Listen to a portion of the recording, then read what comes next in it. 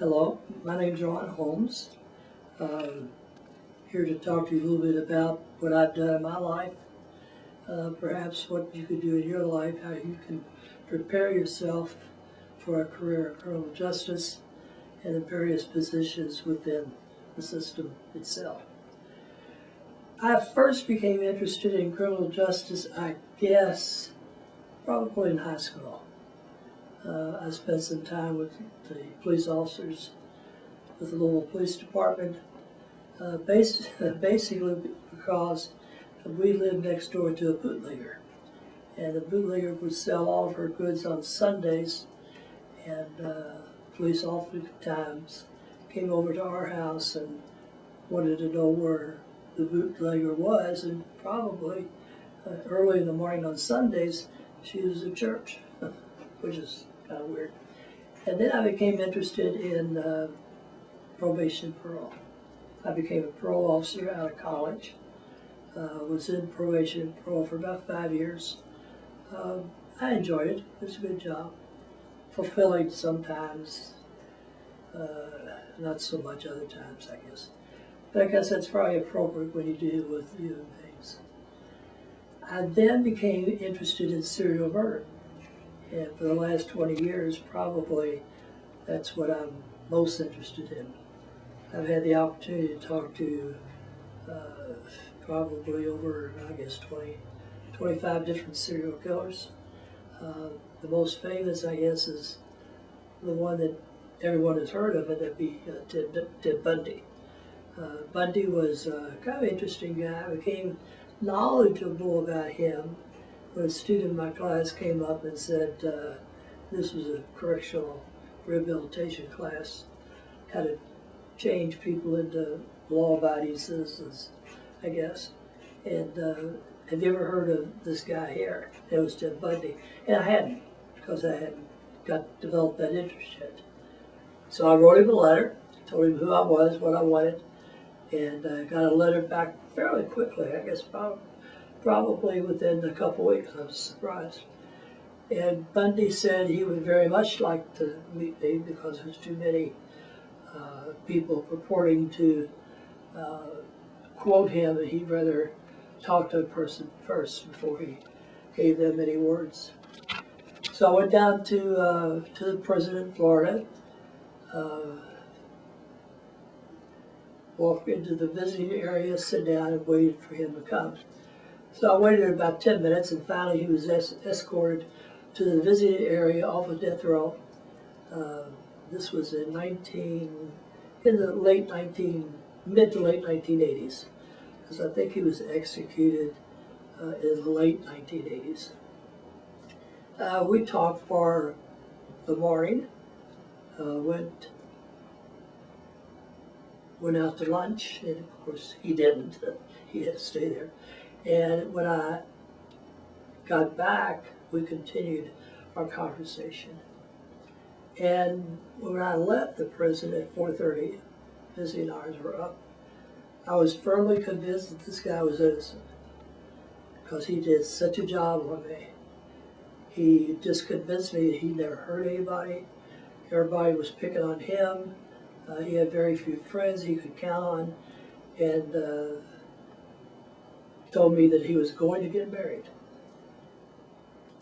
Right before he died, he had a final interview with a minister.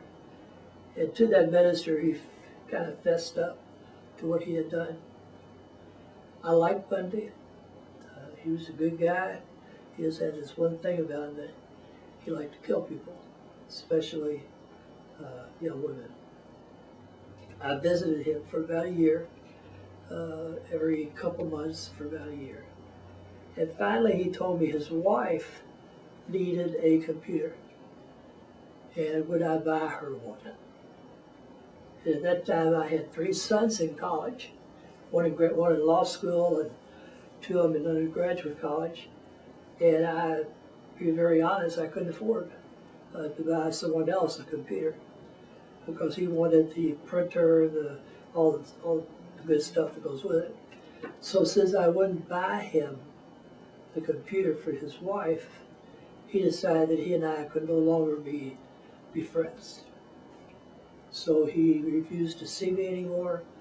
He gave me letters of, several letters about how I didn't know any more about serial killers than anybody else did, and he gave me information that was just kind of misinformation, just to make me look bad.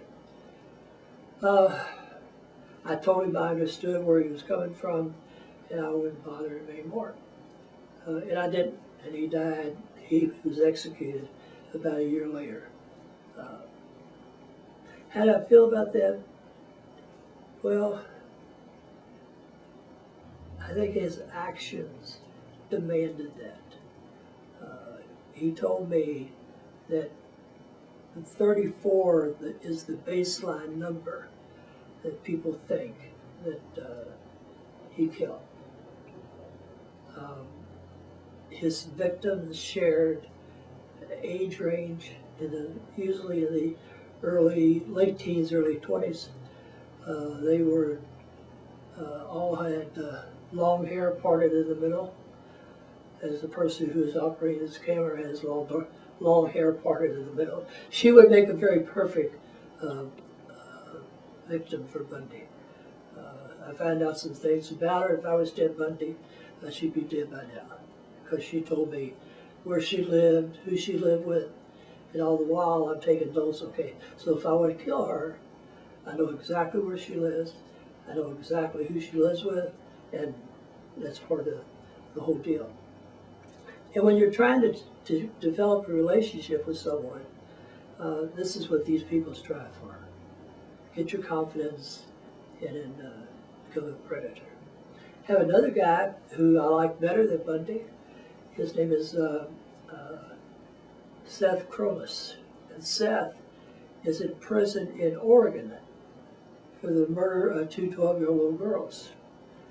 He wasn't able to get who he wanted because too many people around.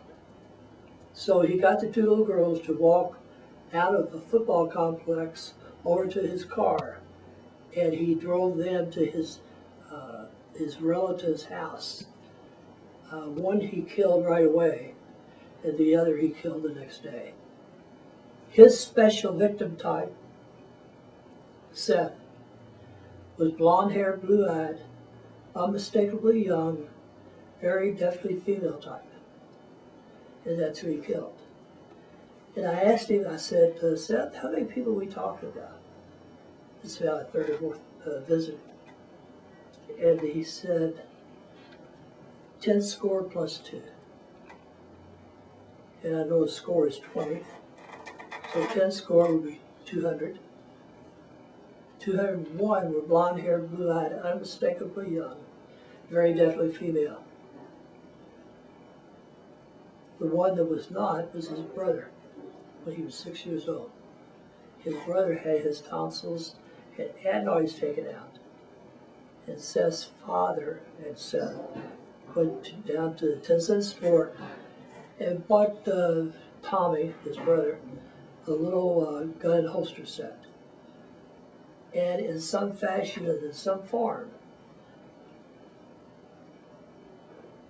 Seth thought that that gun and holster set should belong to him. But he could never get it as long as Tommy was alive. So to solve that problem, he killed Tommy. Very clear, very simple, no problems at all. The work I've done with serial killers, the ones that I've interviewed, sometimes go along with pretty much what the thought is about how they operate, how they select their victims, stalking behavior, that kind of thing. But on the other hand, every one of them is different. And I've learned a lot from all of them. And I think if I were a serial killer, which I'm not, but if I were, I had gone to the experts in the field, and the experts told me exactly what to do. Very beneficial, but I'm not a killer. Thought about it a couple times, but never went through with it. I retired from the university in 2003, and the reason I retired was I got convinced that I should run for coroner. And I'd never even thought about it before because the previous coroner had been in office for 26 years, and I thought he'd probably die in office, but he didn't. Nice guy. Talked to him about running for coroner, and he thought I would make a good coroner because I had those kind of skills. I do psychological profiles for unresolved homicides for police departments all over the United States, a couple of foreign countries. It was a learning experience for me. It's an experience I never want to go through again. The crime scenes or the death scenes sometimes are horrific. The worst case that I think you can go on is a child death. Children being burned by their parents, being physically assaulted by their parents to the time of their death. Wives suffering at the hands of the husband, and husbands suffering at the hands of the wife. It goes both ways. Finally, after 7 years as coroner, being elected to the second term, I decided I had enough. I just didn't want to do this anymore. So the worst mistake I ever made in my life, other than I was a store manager for Kroger, and that was even worse. Oh my God, that was terrible. But the coroner's job was terrible too. The best job in the world is what I did for 30 years. Because the kids, I call them my kids, the kids are so damn much fun. You can see them out at a restaurant or someplace, and they'll come up to you and say hi and call me by my name. Of course, I don't know, most of the time I don't know their name because I got so many kids, students. I don't have so many kids, I got 3. But they're fun, kids are fun. And I can't see me doing anything else than what I did. And I think, I've had some impact on some people. There's been some people majoring in other subjects and take an elective over here. They switch their majors, and that kind of makes me feel good. But if there's one thing you could really be happy for, is all the different kinds of kids that you meet, because they're just absolutely super. I don't know what I would have done. I guess put school APs on shelves for 35, 40 years. I probably would have turned into a serial killer if I had to do that. I was raised by my grandparents. My mother was 15 when she had me. My dad was 15. They left me on my grandparents' doorstep. Knocked on the door, rang the doorbell, and they took off. And I was placed in an orphanage for 4 years. And when I was 5 years old, almost 5, my grandparents came and got me, and I was raised by them. And I think I love, I love my grandparents for what they did for me, because they did a lot for me. But it's been a good life. I'm retired now. I just work part-time for the department. I just had a really rewarding life.